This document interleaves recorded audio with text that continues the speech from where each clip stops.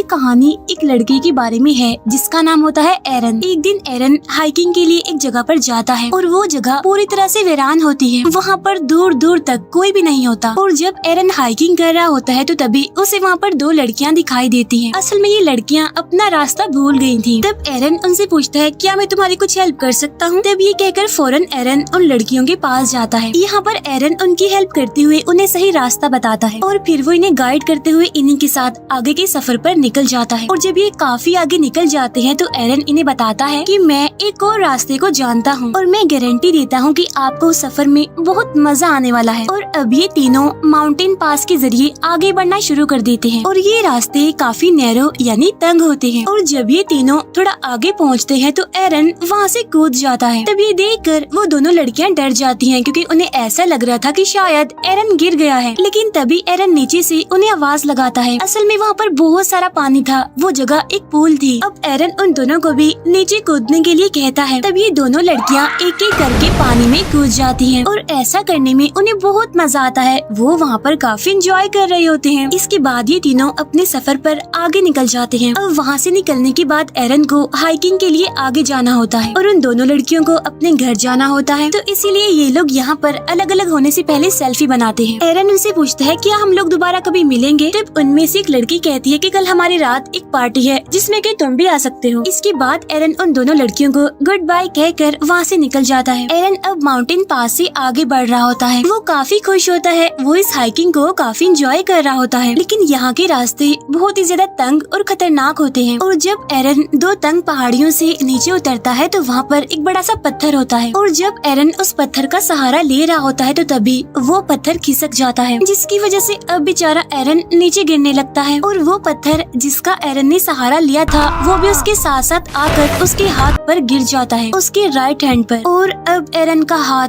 दो तंग पहाड़ियों के बीच में एक पत्थर के नीचे फंस जाता है। अब हालांकि उसे ज्यादा चोट तो नहीं लगी थी लेकिन उसका हाथ वहाँ से निकल ही नहीं रहा था। वो अपने हाथ को वहाँ से निकालने की बहुत कोशिश करता है लेकिन वो इसमें नाकामयाब ही रहता है। और जब एरन को रियलाइज होता है कि अब उसका हाथ यहाँ से नहीं निकल सकता तो इसीलिए वो उन दोनों लड़कियों को चिल्ला चिल्ला कर आवाजें लगाने लगता है। लेकिन अनलकीली उसकी आवाज वहाँ से बाहर नहीं जा सकती थी क्योंकि ये सारे नैरो माउंटेन्स हैं और यहाँ से आवाज को बाहर पहुँचाना जहाँ पर दूर दूर तक कोई इंसान, जानवर, यहाँ तक कि बर्ड्स का भी नामो निशान नहीं है, ये ऑलमोस्ट इम्पॉसिबल था। इसके बाद एरन अपना बैग खोलता है और उसके पास हाइकिंग का जितना भी सामान होता है वो उन सबको बाहर निकाल लेता है। उसे यहाँ से किसी भी सूरत निकलना होगा क्योंकि वो जानता था कि शायद यहाँ पर कई महीनों तक कोई भी ना आए। अब जो सामान उसने बैग में से बाहर निकाला होता है उसमें एक नाइफ भी होता है। तो वो उस नाइफ की मदद से चट्टान को साइड से तोड़ने की कोशिश करता है लेकिन ये चट्टान तो काफी हार्ड थी, इतनी ज्यादा ठोस थी कि उसे जरा भी कुछ नहीं होता। और साथ साथ ये भी कि उसका राइट हैंड वहाँ पर फंसा हुआ था, इसीलिए उसे उल्टे हाथ से काम करने में भी काफी प्रॉब्लम आ रही थी। लेकिन फिर भी एरन हार नहीं मानता, हिम्मत नहीं हारता और वो लगातार उस चट्टान को तोड़ने की कोशिश कर रहा होता है। और इसी दौरान उसका नाइफ उसके हाथ से छूटकर नीचे गिर जाता है और वो उस नाइफ को हाथ से नहीं उठा सकता क्योंकि वो नाइफ उससे काफी दूर होता है। लेकिन फिर भी किसी तरह दिमाग लगाकर वो उस नाइफ को अपनी तरफ खींच लेता है और एक बार फिर से चट्टान को काटने लगता है। लेकिन वो इस काम में पूरी तरह से नाकामयाब रहता है। अब क्योंकि वो चट्टान इतनी ठोस थी कि उसकी नाइफ की धार भी पूरी तरह से खत्म हो चुकी थी। और अब देखते ही देखते रात हो जाती है और एरन को यहाँ पर फंसे हुए काफी घंटे गुजर चुके थे। उसे कुछ समझ नहीं आ रही थी, उसे कुछ नहीं पता था कि वो यहाँ से कैसे निकल सकता है। इसीलिए वो लगातार अपने हाथ को वहाँ से निकालने की कोशिश करता रहता है। ऐसे ही करते करते अगली सुबह भी हो जाती है और अब यहाँ पर एरन को फंसे हुए 25 घंटे हो गए थे लेकिन स्टिल उसे निकलने का कोई रास्ता नहीं मिल रहा था। लेकिन फिर वो अपने कैमरा को ऑन करता है और उसमें रिकॉर्डिंग करना शुरू करता है जिसमें वो कहता है कि पिछले 25 घंटों से मैं यहाँ पर फंसा हुआ हूँ और कोई भी नहीं जानता कि मैं यहाँ पर हूँ क्योंकि मैंने अपने यहाँ पर आने का किसी को भी नहीं बताया था। साथ साथ मेरे पास खाने का सामान भी बहुत ही कम है और पीने के लिए भी सिर्फ 400 से 500 ml पानी है। अब जब वो ये सब कुछ रिकॉर्ड कर रहा होता है तो उसे ऊपर से किसी की आवाज सुनाई देती है। इसी वजह से एरन जोर जोर से चिल्लाने लगता है लेकिन उसका चीखने का चिल्लाने का कोई फायदा नहीं होता क्योंकि वहाँ वहाँ पर तो कोई होता ही नहीं है। कुछ घंटों के बाद वहाँ पर फिर से रात हो जाती है, जहाँ पर एरन को भूख लगने लगती है और उसके पास खाने का जितना भी सामान बचा हुआ था वो उसे खाने लगता है। तब उसे याद आता है कि आज रात उन लड़कियों ने मुझे पार्टी में इनवाइट किया था, जहाँ पर जाहिर सी बात है कि वाइन भी होगी। और अब एरन उस पार्टी को इमेजिन करने लगता है और तो और वो अपने आप से बातें भी करता है।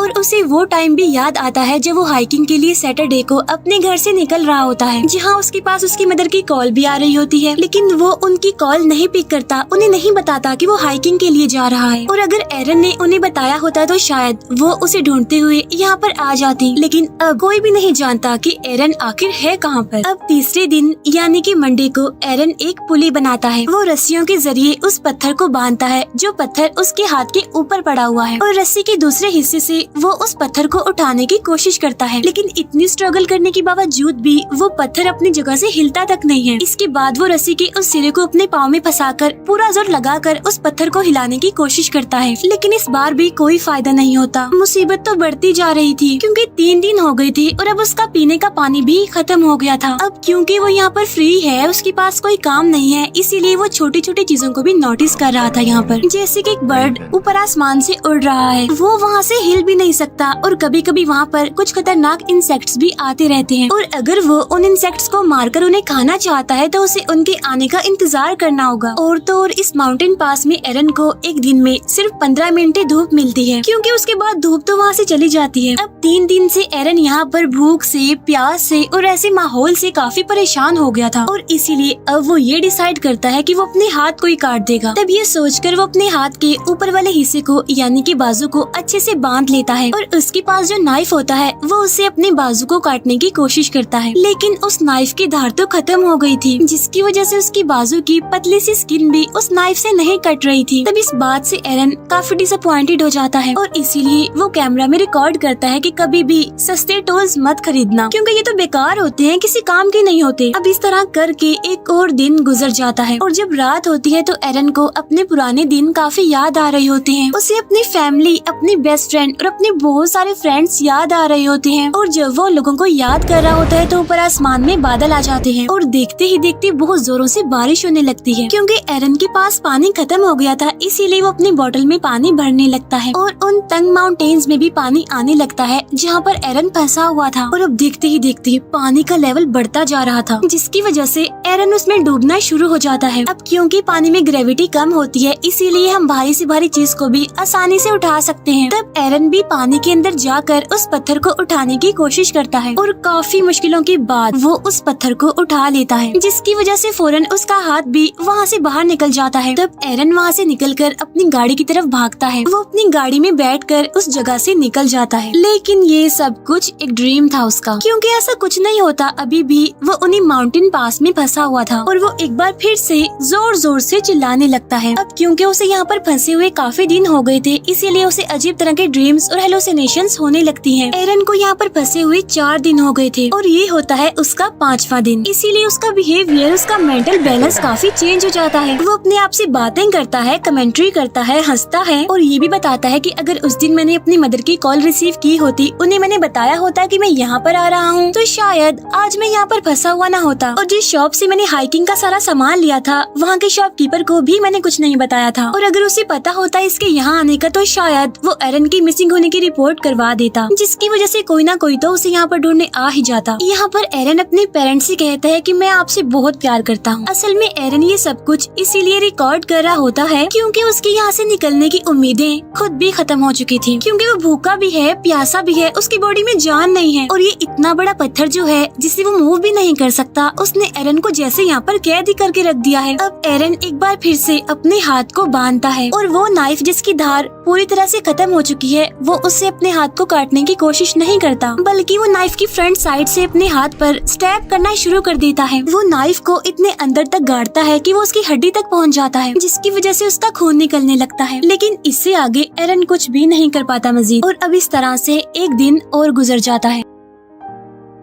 और जब छठा दिन आता है तो एरन की हालत काफी खराब होती है। वो काफी कमजोर पड़ गया था और अगर वो अब यहाँ से नहीं निकला तो वो बच नहीं पाएगा। तब यहाँ पर एरन ये भी सोचता है कि शायद ये पत्थर पूरी जिंदगी से मेरा ही इंतजार कर रहा है। जब से मैं पैदा हुआ हूँ ये माउंटेन पास मेरा ही इंतजार कर रहा था और शायद मेरी डेस्टिनेशन यही है। और अब वो वहाँ चट्टान पर रिप रेस्ट इन पीस लिख देता है। साथ साथ वो अपनी डेट ऑफ बर्थ भी लिखता है और अपना नाम भी, क्योंकि अब उसे यकीन आ चुका था कि वो यहाँ से जिंदा बचकर वापस नहीं जा पाएगा। साथ साथ उसकी पूरी हिम्मत टूट चुकी थी। वो काफी निढाल भी हो गया था। फिर नेक्स्ट डे यानी छठे दिन जब उसे हल्का सा होश आता है तो उसे कुछ विजन्स दिखाई देने लगते हैं। तब उस विजन में उसे एक छोटा बच्चा दिखाई देता है जो कि असल में एरन का फ्यूचर सन होता है। तब एरन देखता है कि वो अपने बच्चे के साथ खेल रहा है, जिसकी वजह से वो इमोशनल हो जाता है और अब उसके अंदर एक पावर डेवलप होती है और इसीलिए वो अपने फंसे हुए हाथ को ऑपोजिट साइड पर पुश करना शुरू करता है। ऐसा करके वो अपने हाथ की हड्डी को तोड़ देता है और उसके पास जो चाकू होता है उस पर भी उसने धार लगा ली होती है और अब आहिस्ता आहिस्ता करके वो अपने हाथ को काटना शुरू करता है और अब इस तरह करके वो अपने हाथ को अपनी बॉडी से अलग कर देता है। और आज छठे दिन वो अपने हाथ को सेक्रीफाइस करके इस पत्थर से खुद को आजाद कर लेता है। अब वहाँ से निकलने से पहले वो अपने हाथ की पिक्चर भी बनाता है, उस हाथ की जो अभी भी उस पत्थर में फंसा हुआ है। और अब एरन बड़ी मुश्किल से इन माउंटेन पास से बाहर निकलता है और बाहर निकलकर वो देखता है कि वहाँ पर बारिश का कुछ पानी पड़ा हुआ है। तब एरन वहाँ पर जाकर वहाँ से बहुत सारा पानी पीने लगता है, क्योंकि पिछले 6 दिनों से ना उसने कुछ खाया था और ना ही पानी पिया था, इसीलिए आज वो जी भर के पानी पीता है। और इसके बाद वो वहाँ से आगे निकलता है और उसे आसमान में उड़ता हुआ वो बर्ड भी दिखाई देता है, जिसे वो हर रोज माउंटेन पास ही देखा करता था। और आज वो खुद को भी उस बर्ड की तरह आजाद समझ रहा था। लेकिन अभी भी उस एरिया से निकलना कोई आसान नहीं था, क्योंकि वो जगह काफी बड़ी और बंजर थी। लेकिन अभी भी एरन हिम्मत नहीं हारता और इतना ज्यादा पेन में होने के बावजूद भी वो आगे बढ़ता रहता है। और तभी उसे एक फैमिली दिखाई देती है जो कि हाइकिंग के लिए यहाँ पर आई हुई थी। तब एरन उन्हें आवाज लगाता है और वो भागते हुए उसकी तरफ आते हैं। वो एरन की मदद के लिए सिक्योरिटी को बुलाते हैं और इसके बाद वहाँ पर एक हेलीकॉप्टर आता है और फिर एरन को वहाँ से हेलीकॉप्टर के जरिए हॉस्पिटल ले जाया जाता है। फिर हमें कुछ टाइम बाद का सीन दिखाया जाता है जहाँ पर एरन बिल्कुल ठीक हो गया था और एरन ने जो अपने बच्चे के विजन देखे थे वो भी सच हो जाता है, क्योंकि 3 साल बाद एरन एक लड़की से मिलता है और उन दोनों की शादी हो जाती है। इसके बाद एरन का एक बेटा होता है जो सेम टू सेम उसी बच्चे जैसा होता है जिसे एरन ने अपने विजन्स में देखा था। अब इन 6 दिनों में एरन ने मौत को बहुत करीब से देखा, लेकिन उसके बाद भी एरन अपना पैशन नहीं छोड़ता। वो अभी भी क्लाइंबिंग करता है, हाइकिंग के लिए जाता रहता है और वो जहाँ भी जाता है ये नोट जरूर लिखता है कि वो कहाँ कहाँ पर जा चुका है। अब यहाँ पर मैं आपको एक शॉकिंग बात बताती हूँ, वो ये कि ये कहानी एक रियल इंसिडेंट पर बेस्ड है। यानी ये सच है कि एरन 6 दिनों तक उन माउंटेन पास में फंसा रहा। वहाँ उसने बड़ी मुश्किल से अपना टाइम गुजारा और उसने उन चट्टानों पर अपनी डेट ऑफ बर्थ और अपने मरने की डेट भी लिख दी थी, क्योंकि उसे यकीन जो हो गया था कि वो यहाँ से जिंदा बचकर वापस नहीं जाएगा। और जिस पत्थर के नीचे